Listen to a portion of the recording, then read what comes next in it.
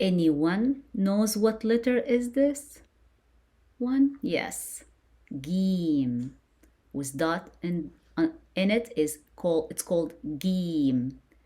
How you pronounce Gim? You pronounce it as G, g, g. G as in good, g.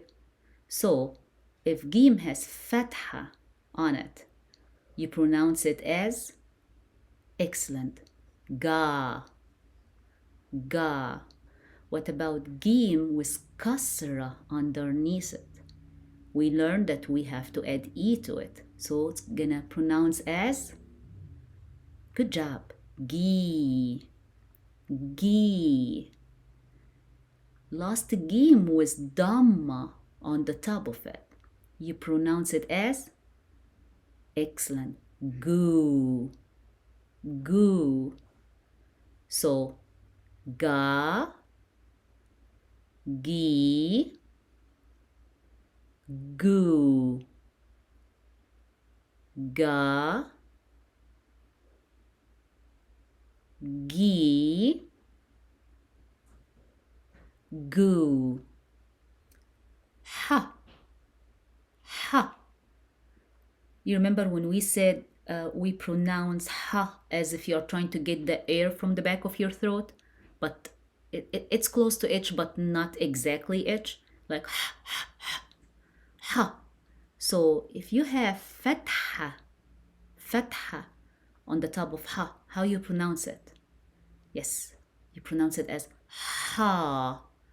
Again, it's not going to be like H. Try to get the air from the back of your throat. Ha. Nothing in English pronounced like ha, but it's close to H, to pronunciation of H. So that's why I put H. So try to say it again. Ha. What about ha, but with kasra underneath it? Great job. He. He. Last ha with dhamma on the top of it. I will add o. So pronounce as ho. Ho. So this is ha with fatha. He with kasra. Hu with dhamma. Ha. He. Hu. Who can tell me what letter is this? With dot on the top of it.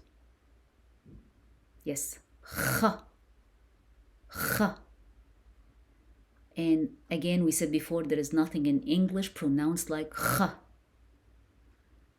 Kha with fatha on the top of it, you add a to it. So it's going to be kha, kha. What about kha with kasra underneath it? Excellent. Will be khi, khi. Kha with dhamma on the top. Khu, khu. Kha, khi, khu. One more time. Kha, khi,